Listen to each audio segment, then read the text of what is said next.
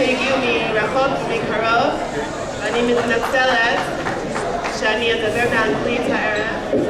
אני רציתי לדבר בעברית, אבל כל זמן שחשבתי על מה שאני רוצה לומר זה כל כך מהלב שאני חייבת לומר את זה בשפת אם שלי. So I apologize. Akiva, I have to start by saying that I'm so proud of you. You did a fantastic job.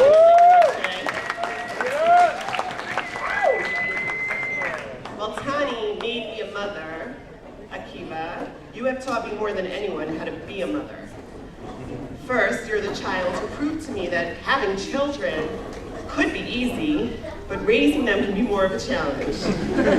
Over the past few weeks, there's one story from your early childhood that keeps popping into my head for some reason, which I want to share with everybody here.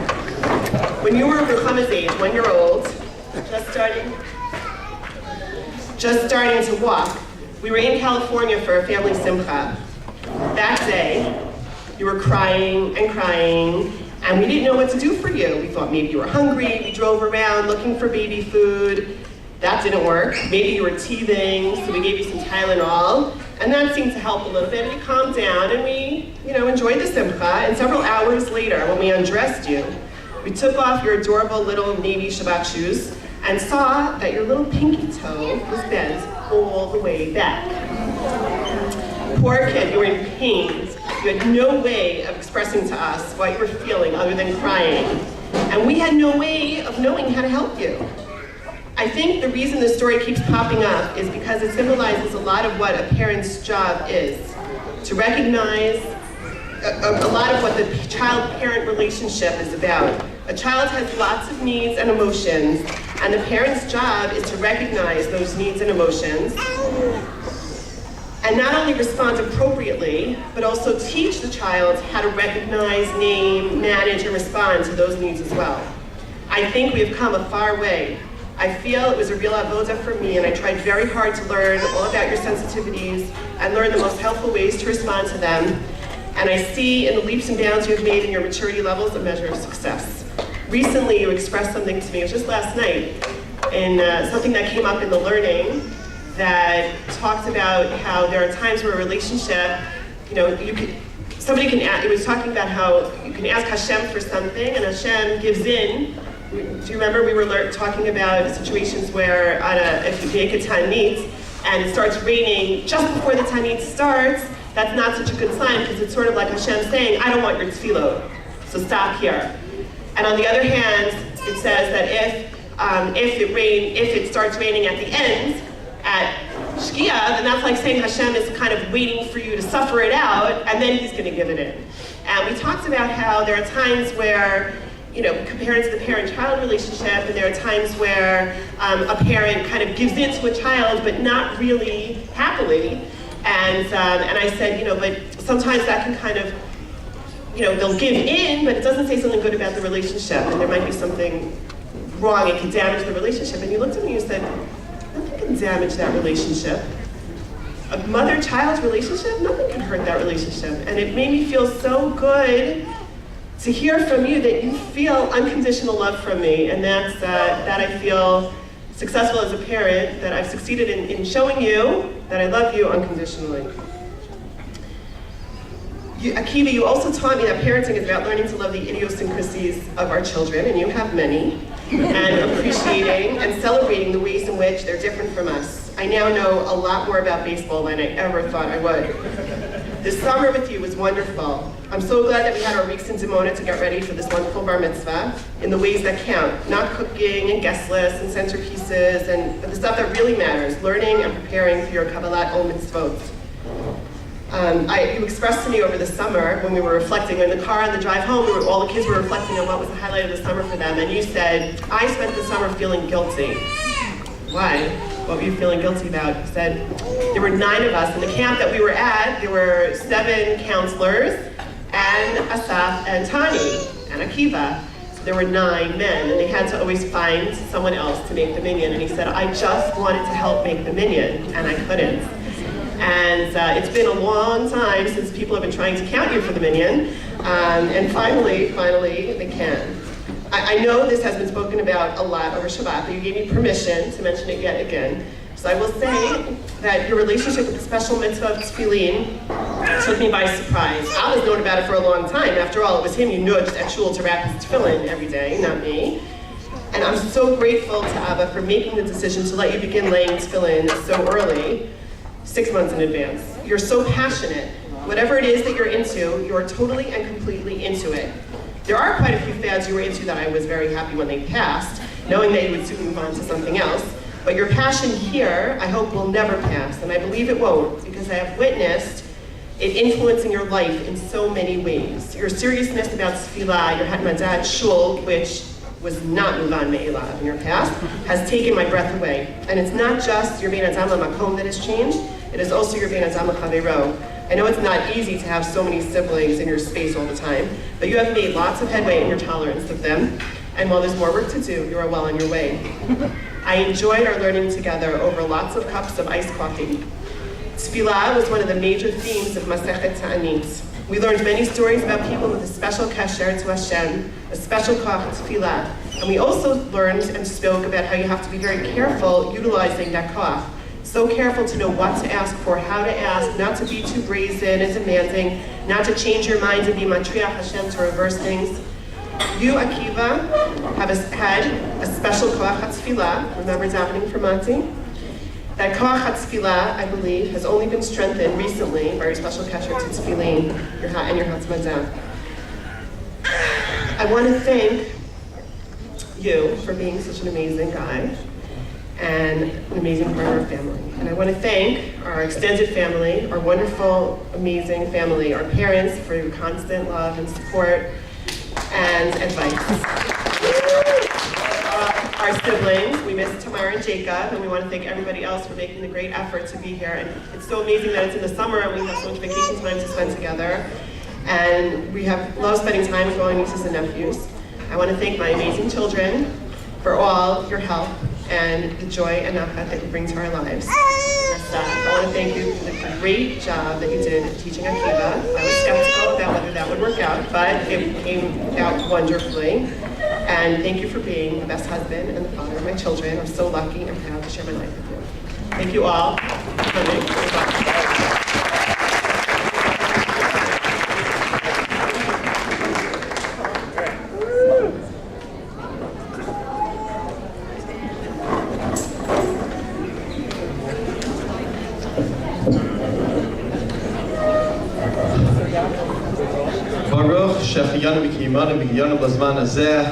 With our hearts full of gratitude to Hashem for giving us such a wonderful son and a wonderful family, and our extended family, and our beautiful Kihila here, and all of our friends who are celebrating with us. Lior did not leave me much to say, but perhaps to start with one of Akiva's favorite varts. Yesterday, Akiva learned in the parsha, "B'shivim nefesh yardu avotecha mitzrayim v'yata samcha Hashem lokecha kichochvei hashamayim larov." The Jews are compared to the stars in the sky. Why specifically, among all the things that there are, what do they used to say, billions and billions of, why are the Jews specifically compared to the kochvei hashamayim?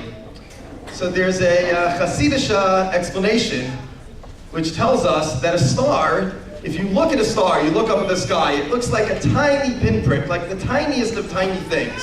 Not really much of anything. But that's just because we're very far away. If you would be up close, you would see that it's it's the size of the whole world. It's the size of our sun, perhaps bigger, 1,000,000 times the size of our entire planet. You have to get a little closer in order to see the magnitude of what you're looking at. So too, they say, when it comes to looking at another Jew. Sometimes people look small and unimportant and not very special, but that's just because you're looking at them from far away. You're looking at them from a place of distance. If you get up close, when you get close to a fellow Jew and really see what they're about, you'll see that they're not small at all, but rather an olam maleh of awesome proportions and tremendous depth.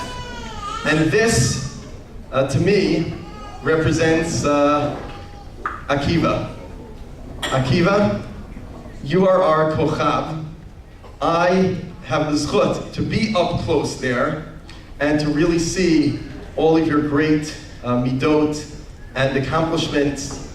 I have the zchut to learn with you and see how hard you work in preparing your kriyah, and how surprised I was when we got up to that, finished the parsha, got up to the Haftorah with not much time left, and I said, oh no, here we go again. And you said, no, I've been paying attention in shul. I think I know how to do it.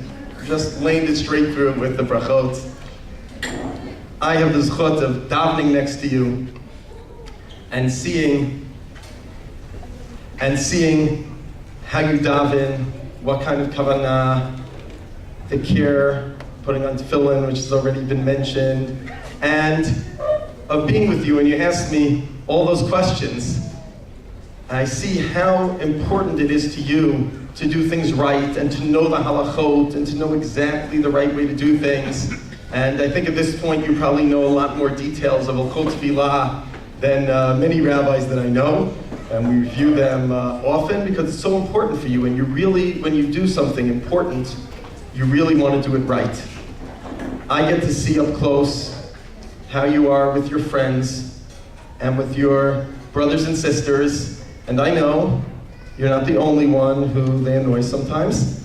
I know that it can be trying and challenging, but I see how hard you work in really caring about them and letting the love overcome the occasional annoyance that they bring into your life.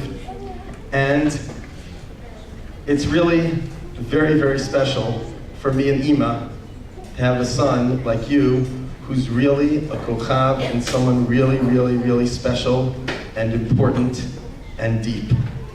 Just like the kochavim, Hashem put the kochavim in the world to light up the darkest nights when there's no sun, even when there's no moon. The stars always light up the dark.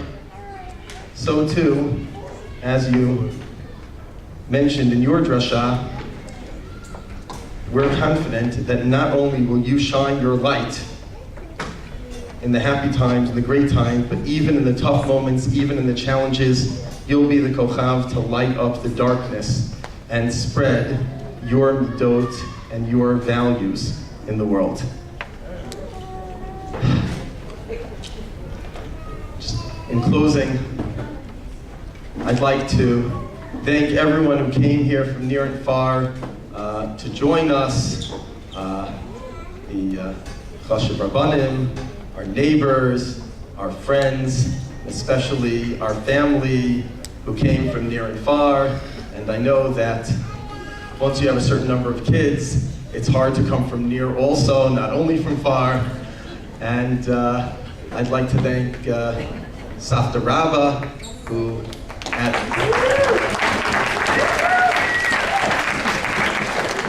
the tender young age of, we're not going to say, made the trip all the way here from Florida to New York to Eretz Yisrael to be with us.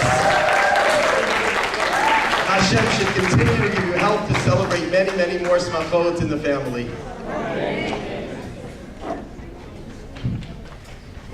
I'd like to thank Dodechani, who came all the way from Brooklyn at the last minute to be with us, and Ellie.